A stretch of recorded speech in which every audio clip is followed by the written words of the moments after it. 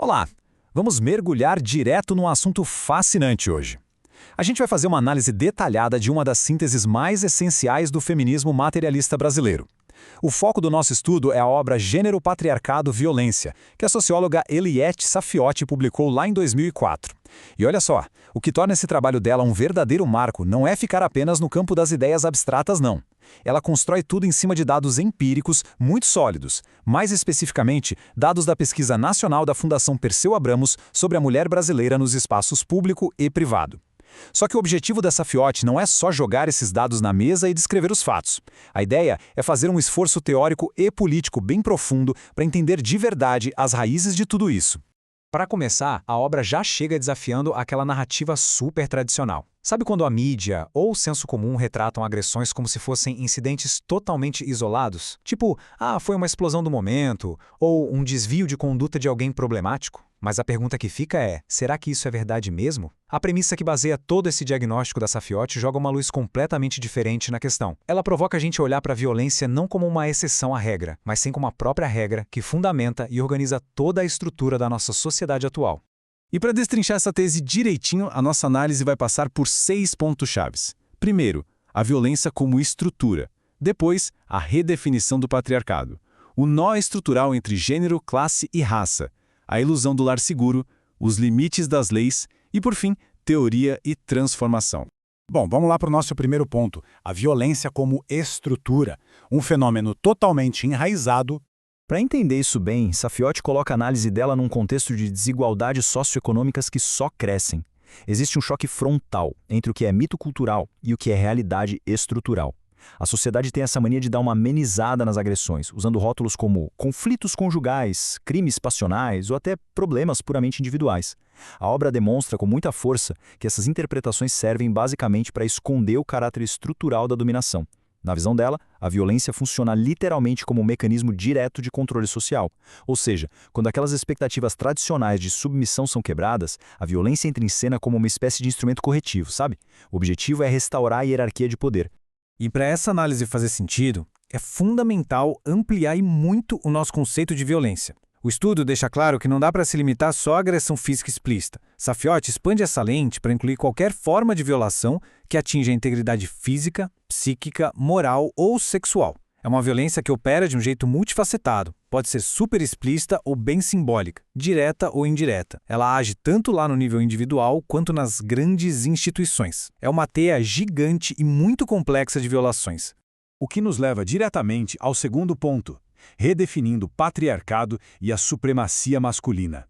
Para a gente entender como essa teia toda se sustenta, o foco vai para a mecânica da estrutura. E aqui Saffioti traz um argumento crucial e super afiado. Ela defende que usar só a palavra gênero de forma isolada simplesmente não dá conta do recado. O termo gênero descreve relações, mas ele não traz embutido nele a ideia de dominação e hierarquia. É por isso que a categoria central de toda a obra dela é o patriarcado. O patriarcado dá nome aos bois, apontando direto para um sistema histórico de supremacia masculina. A autora até faz um diálogo crítico com teóricos gigantes, tipo Michel Foucault, afirmando que o poder não pode ser visto só como um monte de micro-relações dispersas por aí. O patriarcado é um sistema histórico, super organizado de dominação e exploração que garante um poder estrutural claríssimo aos homens. E como esse sistema super organizado se mostra no dia a dia? Através de características muito bem definidas. Ele se apoia no controle da sexualidade feminina, em manter a autoridade masculina ali no núcleo familiar e na naturalização constante da hierarquia toda. Mas olha, o ponto de conexão mais forte, o coração disso tudo, é a apropriação do trabalho doméstico não remunerado. É exatamente aqui que o patriarcado, que aliás já existia antes do capitalismo, acaba sendo reorganizado por ele. A estrutura capitalista tira um proveito enorme de todo esse trabalho doméstico gratuito, explora a dupla jornada feminina e fica reproduzindo desigualdades salariais que são baseadas nessa divisão sexual do trabalho.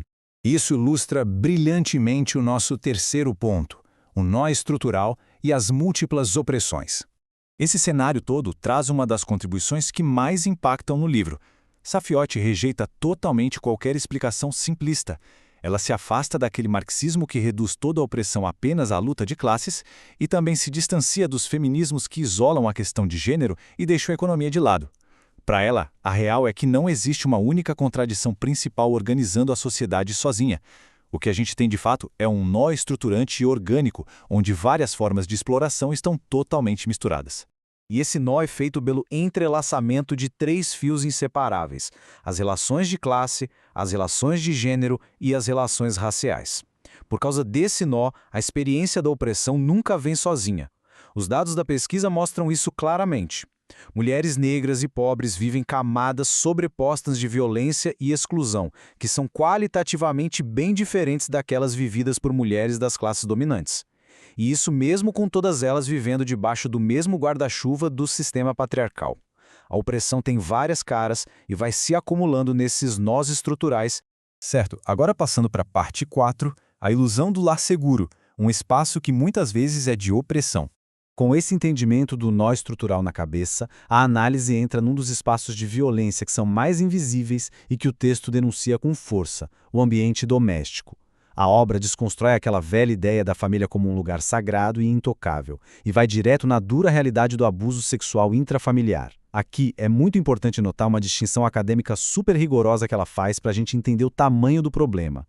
Ela separa o que é incesto, definido só como relação entre parentes, do que ela chama de abuso incestuoso, que é uma relação violenta por natureza, marcada por coerção absoluta e uma desigualdade gigantesca de poder. Os dados empíricos que ela traz são de cair o queixo. Eles mostram que a esmagadora maioria dos agressores, nesses casos de abuso, é masculina. O pai biológico aparece frequentemente num papel central, e isso é um fenômeno que atravessa absolutamente todas as classes sociais. O estudo escancara como existe uma naturalização do direito masculino sobre o corpo feminino, e como isso produz uma culpa brutal nas vítimas. E um detalhe fortíssimo: Safiotti critica duramente aquelas leituras psicanalíticas clássicas, derivadas lá de Sigmund Freud, que historicamente interpretavam os relatos de abuso como se fossem apenas fantasias infantis. Para ela, essa visão da psicanálise ajudou muito a desacreditar as vítimas e a erguer um verdadeiro muro de silêncio para proteger o agressor. Entrando no nosso quinto ponto, os limites das respostas. Por que apenas criar leis não basta? Diante de violações tão pesadas, a primeira coisa que vem à mente é correr para a justiça, né? Só que a Safiotti pontua que, por mais que a gente tenha tido avanços nas leis nas últimas décadas, só criar lei não resolve tudo. O sistema de dominação masculina é impressionantemente resiliente. O patriarcado funciona quase como um vírus. Ele se adapta às novas leis, se organiza para driblar as restrições e está sempre se reatualizando. O argumento do texto é que, sem transformar de verdade a sociedade de classes que está ali na base de tudo, as políticas públicas sempre vão bater no teto. O sistema de fundo vai continuar lá, firme e forte, e inventando novas maneiras de exercer esse controle. O que nos traz ao sexto e último ponto: teoria e transformação. A urgência de uma mudança estrutural. Para puxar a discussão para a necessidade de uma mudança concreta, a obra resgata uma frase bem famosa do Vladimir Lenin, que diz: sem teoria revolucionária, não há prática revolucionária. O que a autora quer dizer com isso? Basicamente que não adianta só ficar somando dados trágicos em planilhas ou fazendo textão de denúncia moral. O texto afirma que é absolutamente indispensável ter uma compreensão teórica das estruturas econômicas e sociais que são as verdadeiras fábricas dessa violência. E como resultado, a visão que a Safiotti propõe exige que a gente olhe para o todo. O feminismo materialista dela se coloca de forma bem clara. Ele é anticapitalista, antipatriarcal e tem um compromisso profundo em construir uma democracia substantiva de verdade. A tese central do livro chega a uma conclusão fortíssima: a emancipação das mulheres nunca vai acontecer isolada num canto. Segundo a autora, ela está amarrada de forma intrínseca e inevitável a um processo gigante de emancipação humana total. Fazendo um rápido apanhadão dessa obra que é tão densa e politicamente engajada, a gente consegue destacar 5 contribuições gigantes. Primeiro, ela resgata o termo patriarcado para descrever, sem meias palavras, a dominação. Segundo, faz aquela articulação perfeita do nó entre gênero, classe e raça. Terceiro, reconhece que a violência tem 1000 facetas e vai muito além de um soco ou empurrão. Quarto, tem a coragem de provar com dados que a violência dentro de casa obedece a uma lógica de sistema, não é exceção. E quinto, conclui que combater a violência exige mexer e transformar radicalmente as bases da nossa sociedade. Então, o ponto para fechar nossa reflexão de hoje é esse: As ferramentas conceituais que a Eleite Saffioti nos deixou continuam extremamente atuais, justamente porque elas escancaram como a desigualdade persiste, mesmo em sociedades que se dizem superdemocráticas. Ela ensina pra gente que essa violência não é um eco perdido de um passado distante. Ela é o próprio combustível que faz a organização social rodar hoje. E a grande pergunta que fica martelando no final dessa análise desafia tudo o que o senso comum diz. Será que dá mesmo para falar em alcançar igualdade de gênero sem colocar em xeque toda essa estrutura socioeconômica onde o patriarcado está enraizado? Fica aí o convite para a gente continuar lendo o mundo com essas lentes tão críticas e estruturais. Até a próxima análise.